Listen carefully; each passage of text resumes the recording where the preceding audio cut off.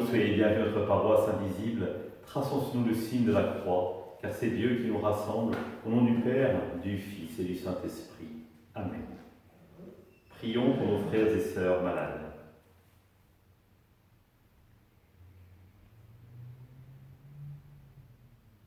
Prions pour les soignants et ceux qui œuvrent pour le bien commun.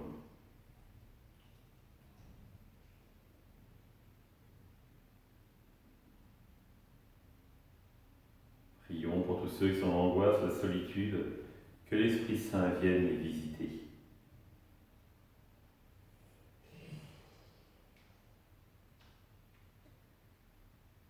Et pour manifester notre communion, je vais maintenant allumer cette bougie au cierge pascal.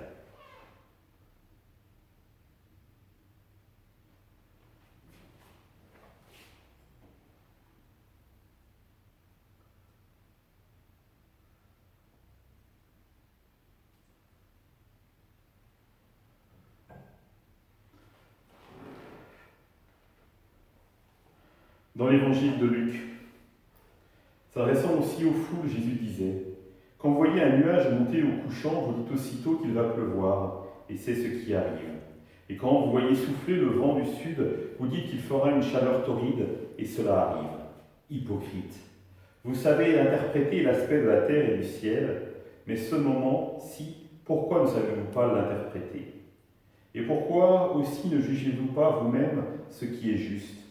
Ainsi, quand tu vas avec ton adversaire devant le magistrat, pendant que tu es en chemin, mets tout en œuvre pour t'arranger avec lui, afin d'éviter qu'il ne te traîne devant le juge, que le juge ne te livre au huissier et que l'huissier ne te jette en prison.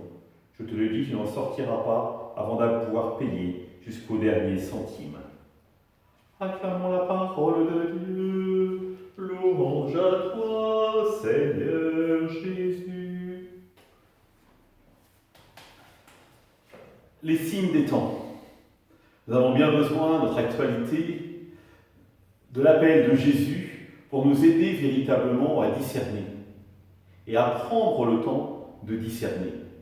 Car finalement, si on y réfléchit bien, ce que Jésus invite les Palestiniens, les Israélites de l'époque à faire, c'est de faire appel à leur expérience et d'analyser le présent à partir de leur expérience.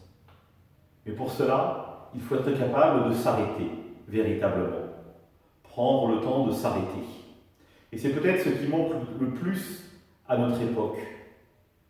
Nous voyons plein de choses, nous vivons dans un tourbillon permanent, et donc nous n'avons pas le temps de nous arrêter pour véritablement percevoir les signes des temps dont Jésus nous parle.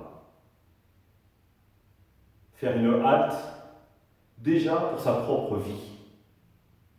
Est-ce que nous nous arrêtons suffisamment pour regarder, relire notre vie ?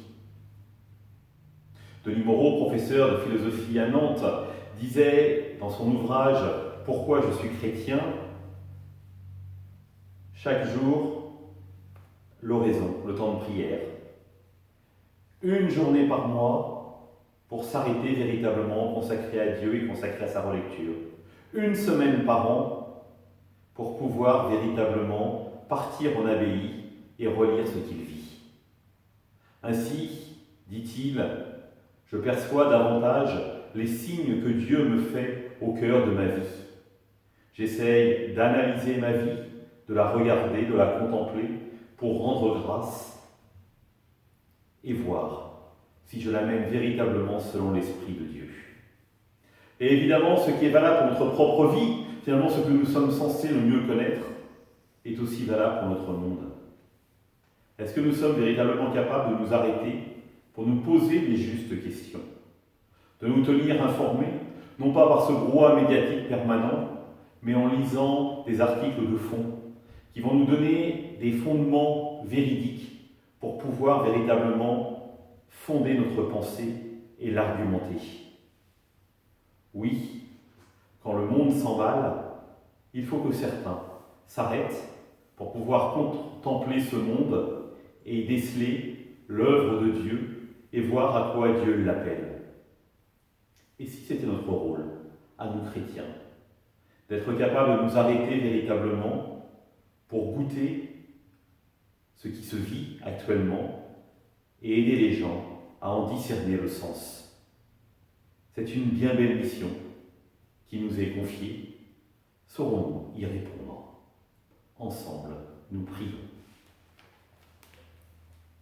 Notre Père, qui es aux cieux, que ton nom soit sanctifié, que ton règne vienne, que ta volonté soit faite sur la terre comme au ciel. Donne-nous aujourd'hui notre pain de ce jour. Pardonne-nous nos offenses, comme nous pardonnons aussi à ceux qui nous ont offensés. Et ne nous laisse pas entrer en tentation, mais délivre-nous du mal. Amen. Que le Seigneur nous bénisse, qu'il nous accompagne notre journée, nous garde dans la paix, au nom du Père, du Fils et du Saint-Esprit. Amen. À demain.